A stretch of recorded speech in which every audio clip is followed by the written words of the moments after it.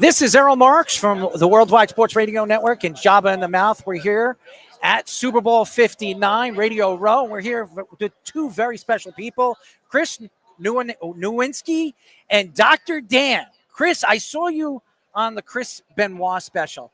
Tell us a little bit about what you've been doing to help CTE and try to figure out how to cure. Yeah, 20 years ago when I got concussed out of the WWE myself and got to know Chris, I realized that this stuff is much worse than we realize. And so I started the Concussion Legacy Foundation in 07, the Boston University CT Center in 08, and we've finally started to wrap our arms around what is this chronic traumatic encephalopathy thing. We worked with my colleague, Dr. Dan Danshavar here from Harvard.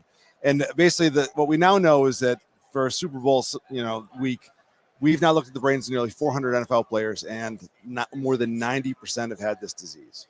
And it's a huge chunk of all those who have died. And so basically it means like CT is rampant throughout football, throughout the NHL. We still know how to diagnose it in people, which is why we're studying brains. We still know how to treat it. So it's a big problem that no one really wants to talk about here, but we're here to talk about it.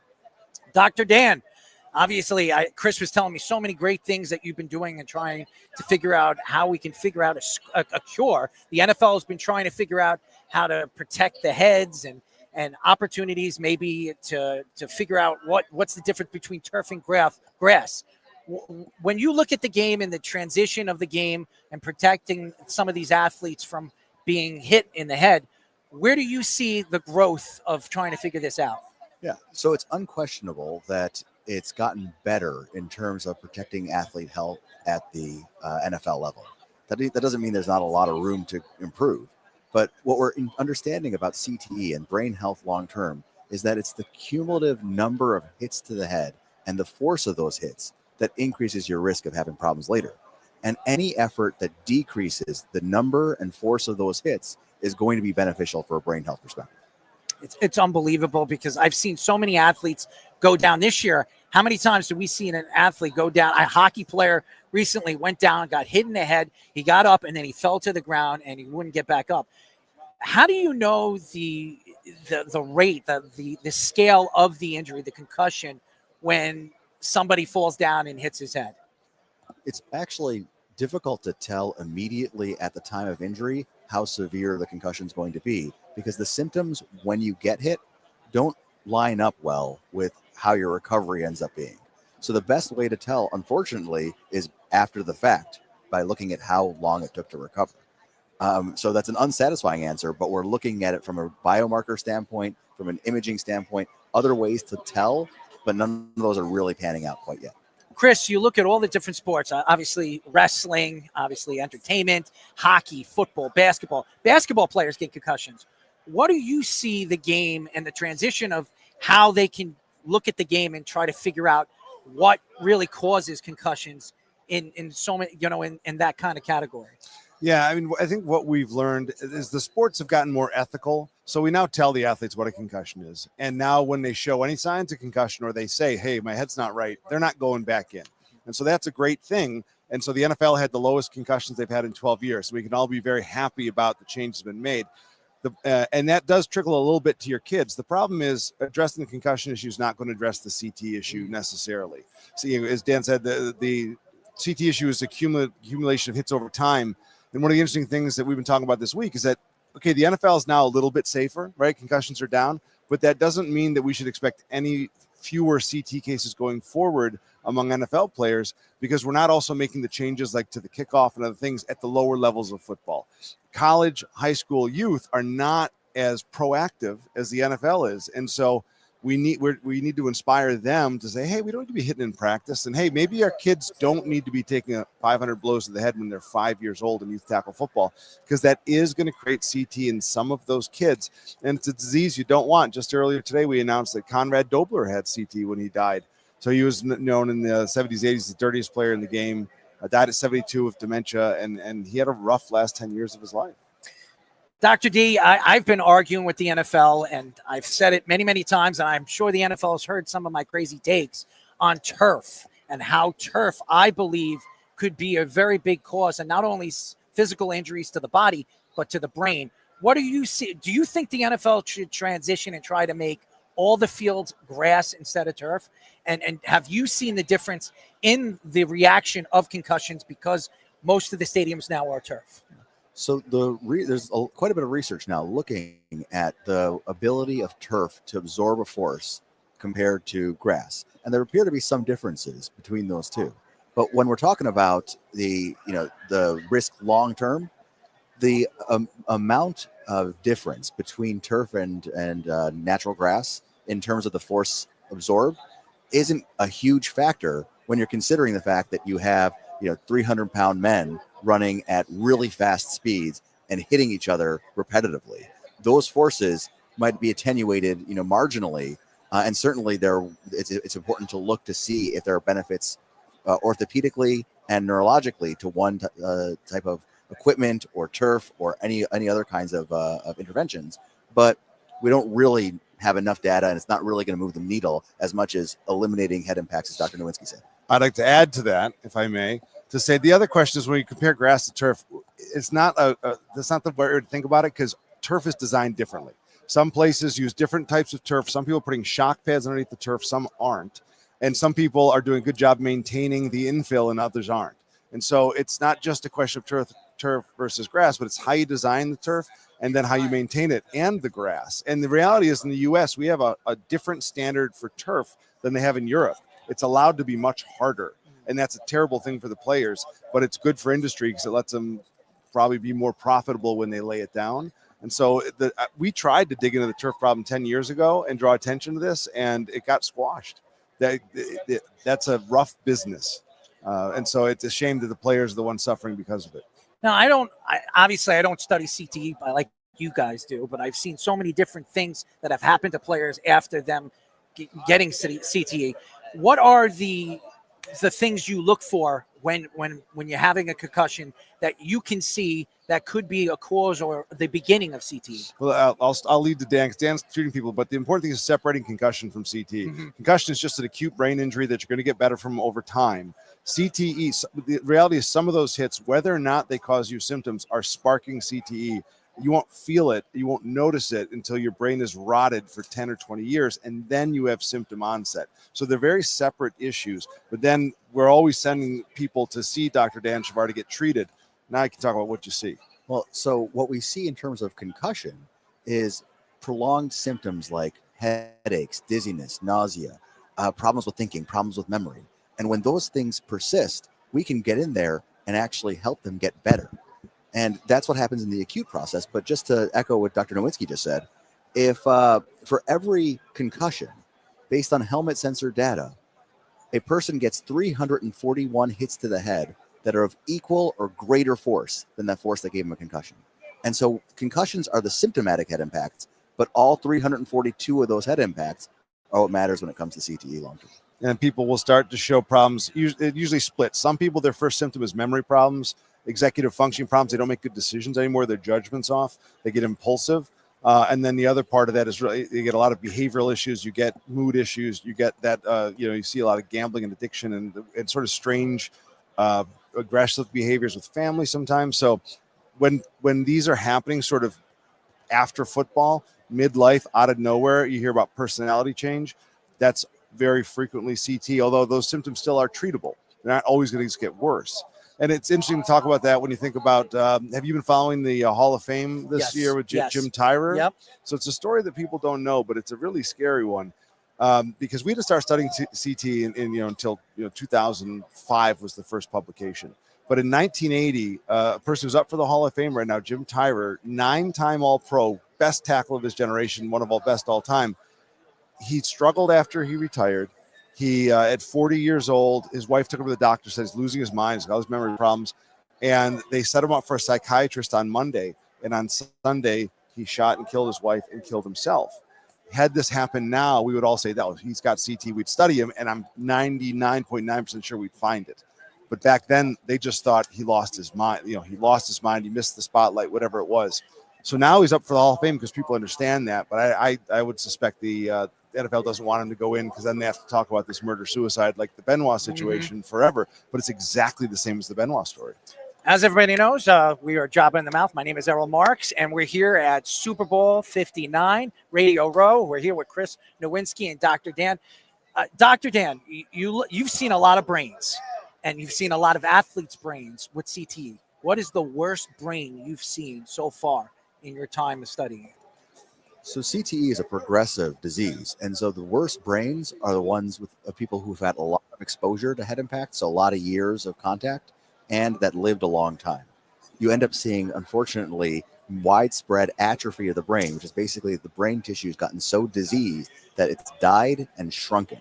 And we see, 20, 30% of the volume lost in those brains. And people end up having a lot of very severe dementia and other problems. Yeah, we don't want to speak there. There's one case that people can Google and find the image of where it's almost completely brown and it shrunk by more than a third. It was a Hall of Famer. We don't give the name, but it was pretty scary. And then you go back and like Aaron Hernandez was actually the worst case we've ever seen of anyone in their 20s. Yeah. Another person who committed multiple murders. We thought when we got the brain, it would just see a little bit and it wouldn't explain why he changed so much. But then we saw it. I go, at stage 3 in your 20s, when he stopped playing at 24, that is going to change everybody's personality, everybody's decision making. And I think without CT, he might have still been playing. But I don't understand it because there's so many athletes and so many people that have CTE. The next thing, they get to that level where they're killing people and they're destroying people's lives. What is it that happens to the brain that causes this situation? I'll answer that because I can get in trouble and you shouldn't.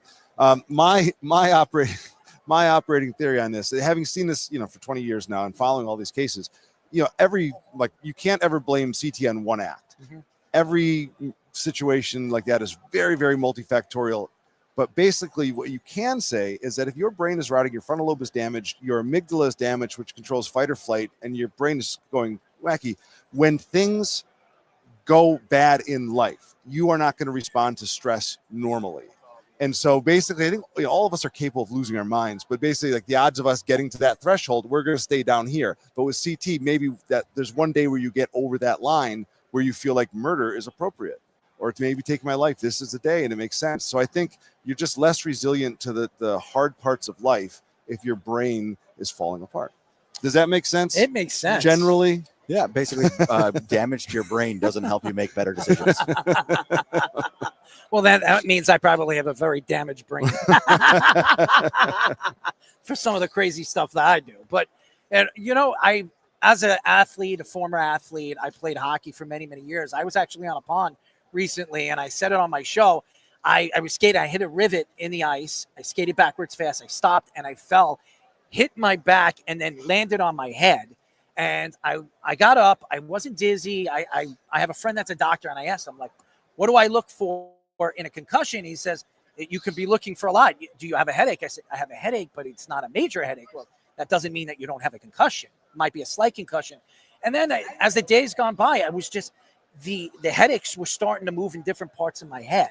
So I never got it studied. I never went to get a CAT scan. One of the main reasons why is because I had kidney stones and I had to get my kidney stone scanned. So they tell me not to go and not to do back-to-back CAT scans because it could put, too much radiation. Too much radiation. So I didn't do it. So I look at the game and I wonder with hockey, that's what I worry about more than anything, because hockey is a board. They get slammed in the boards. It doesn't move. And I see these guys, they fall down. Their eyes are rolling in the back of the head. They get off. And I think with the NFL, I think they do a good job now that if they can't get up or they see them not get up quick, that they have to go into the 10. Hockey players still are sitting on the bench. They put the lights in their eyes and they're back on the ice. Yeah. So what do you think the NHL could do to help this, help the players out? That's something that the NFL has done over the last couple of years. Well, I think that anything, again, that can reduce these unnecessary head impacts is going to be beneficial. So reducing the contacts in practice is going to be beneficial. Improving the ability to evaluate. I mean, we're asking our athletic trainers, our physicians, our clinicians to do a really hard job by standing on the sideline and getting a sense of what's going on in someone's head, yards away. And that's tough enough in a chaotic environment underneath a tent. Imagine in an even more chaotic environment, trying to pick up on something subtle, very difficult. So being able to get the time to evaluate people, and then to reduce the number of hits are going to be beneficial in terms of concussion. And I will say that it's ridiculous that the NHL won't acknowledge their game causes CTE. We just published that 18 of 19 NHL players we've studied have had it. And Gary Bettman needs to be honest with his players and all the hockey players in the country. This is possible. It's from the ice is harder than any surface in football. When your head hits the ice, it's causing serious damage, so that we can at least have a conversation about how safe we want it to be. Before we let you go, I know you both are football fans. Dr. Dan, you first. We're going to Super Bowl 59. You have the Kansas City Chiefs, and you have the Philadelphia Eagles. You watched the games. We saw what happened against the Bills in the fourth quarter. It looked like everything was going perfectly until the fourth quarter, when all these things started to happen. And a lot of people are pointing fingers at the NFL.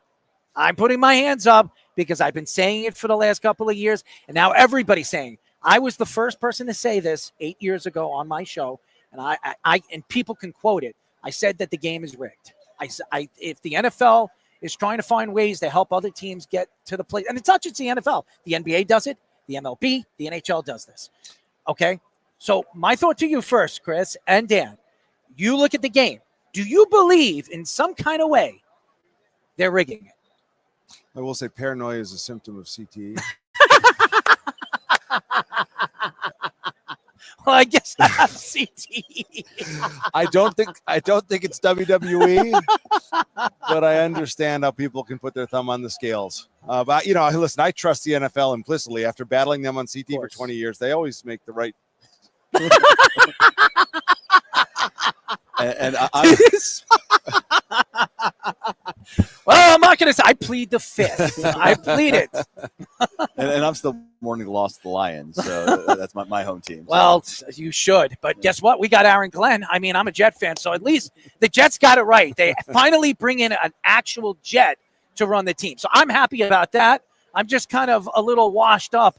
And Aaron Glenn came out and said, hey, we don't know what we're doing with Aaron Rodgers, which probably tells me in my head they're probably bringing him back this coming year. So that doesn't make any sense to me. But again, this is the New York Jets. But your thoughts, I'm going to go off that because I want the Jets to kill me. They've already said some crazy things about me. But your thoughts to the Super Bowl. Who do you got, both of you guys? Who do you have in the Super Bowl and why?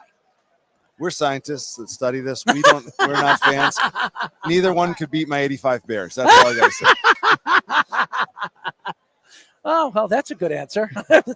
I remember the 85 Bears. I was actually 3 years old when they won the Super Bowl. So that just tells you how much older I am to these guys over here. I'm older. So when you were born, I was 7 years old. So there you go.